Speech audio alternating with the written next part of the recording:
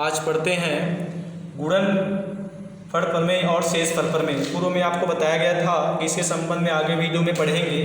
तो चलो आज देखते हैं शेषफल प्रमेय। तो ये इम्पोर्टेंट है, शेषफल प्रमेय और गुणनफल प्रमेय। अधिकांश ये प्रश्न इससे संबंध में क्वेश्चन पूछा गया है, तो अच्छे से आप तैयारी कर लेंगे। चलिए देखते हैं शेषफल प्रमेय। तो इसमें कथन क्या है? शेषफल प्रमेय का कथन यदि किसी बहुपद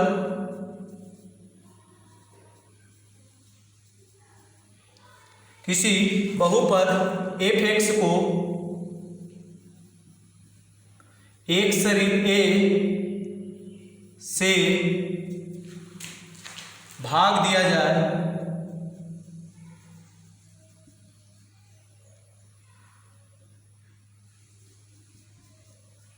तो शेषफल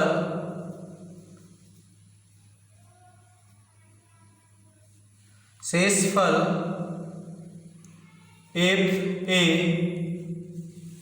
होता है। यानी स्पष्ट कथन क्या है? यदि किसी बहुपद f(x) को एक ऋण a से भाग दिया जाए तो शेषफल fa होता है। यही शेषफल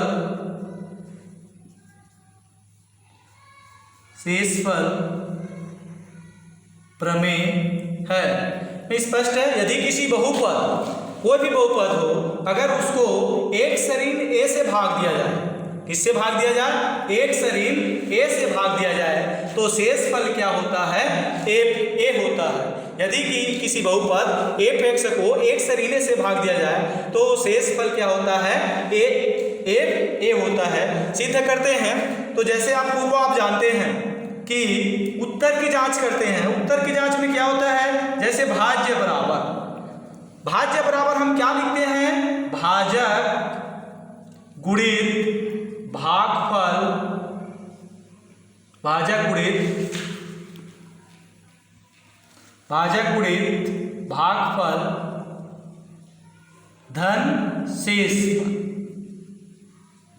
अब इसके अंतर्गत ये क्या है? उत्तर की जांच में हम लिखते हैं भाज्य बराबर भाजक गुणित भागफल धन शेषफल। जैसे हम इसमें ले लेते हैं, जैसे भाज्य क्या है?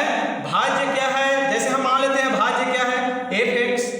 जैसे इसमें बताया गया है बहुपद f(x) को किससे भाग दिया जाता है? एक ऋण a से भाग दिया जाता है, तो भाजक क्या हो जाएगा? एक ऋण a होगा। गुणित जैसे भागफल आता है, भागफल जैसे हम मान लेते हैं क्या है? qx है। भागफल क्या है? qx। धन शेषफल जैसे हम ले लेते हैं क्या है? r। शेषफल क्या है?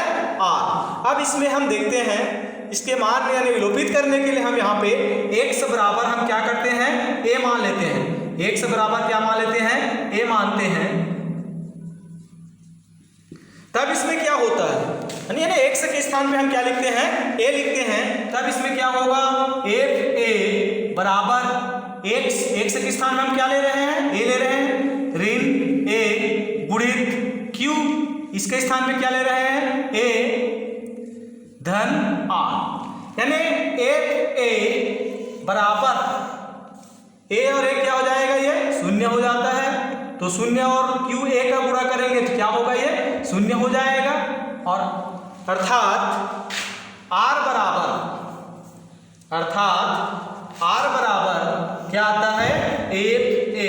यानी ये स्पष्ट हो जाता है, यदि किसी बहुपद को f(x) को एक ऋण a से भाग दिया जाए तो शेषफल क्या आता है? fa आता है।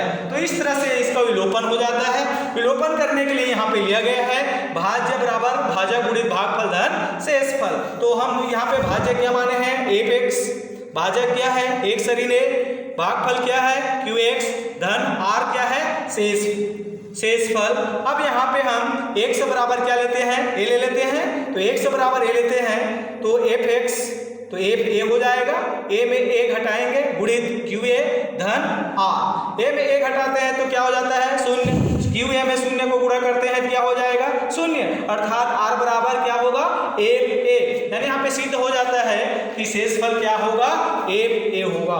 तो इस तरह से ये क्या हो जाता है, शेषफल प्रमेय स्थापित हो जाता है। तो बहुत सरल है, आप कर सकते हैं। तो इसमें अच्छे से अभ्यास करेंगे, क्योंकि अब प्रमेय अधिकांश पूछा जाता है और पूछा जाएगा। तो इस तरह से हम आगे फिर देखते हैं शेषफल प्रमेय के पश्चात हम आपको बताने वाले हैं गुणनखंड प्रमेय। इसी के अनुरूप गुणनखंड प्रमेय है, जिसमें हम देखेंगे गुणनखंड प्रमेय किस ढंग से गुणनखंड प्रमेय की व्याख्या होती है।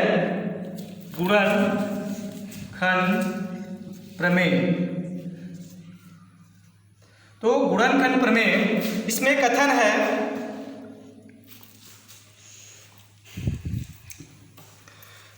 यदि किसी बहुपद